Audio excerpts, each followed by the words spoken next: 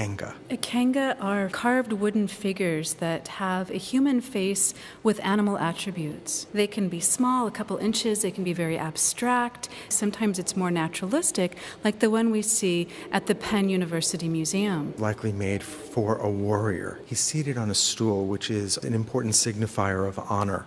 He holds in his right hand, as all Ikenga do, a sword, and this is an expression of power.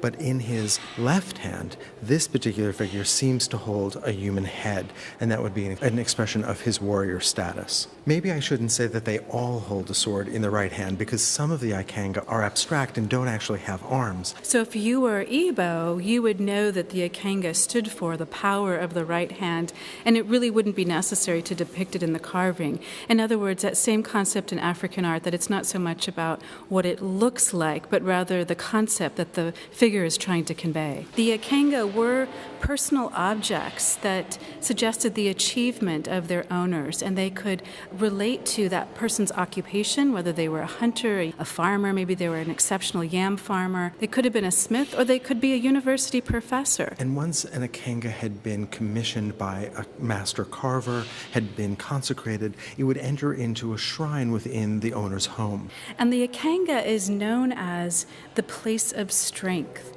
So it's a personal spirit of one's human achievements, one's ability, and it holds items that helps the owner get things done. So yes, the power of the right hand is always emphasized. The right hand holds a sword, holds the ability to cut through things to get to what one wishes in life.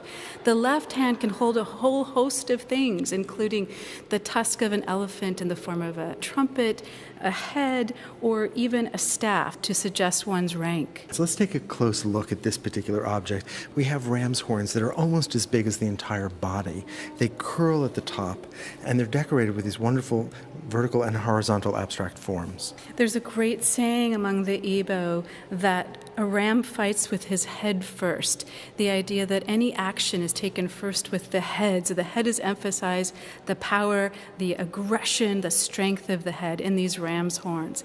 But we'll notice that it has a lot of detailing on the sides, these pod-shaped forms with dots and lines incised into them, which seems to mirror what the figure has on the sides of his head. We also see that there are decorative patterns that have been cut into the body, which are likely a representation of scarification, of body decoration. And typically, scarification found on the temple and also on the forehead suggested that the wearer was a title-holding member of an Igbo society. And so this figure, who also has this patterning on his temple and all his horns, seems to also suggest that high rank. So this is not a portrait, and so we shouldn't think of it in that way, but it is a symbolic representation of the power, the authority, and the accomplishment of the individual for whom this was made. I like to think of it as a sacred diploma, something that you would hang in your office to remember the status that you've reached through hard work, through discipline, through the mastery of a craft. I would love to have my own personal Ikenga.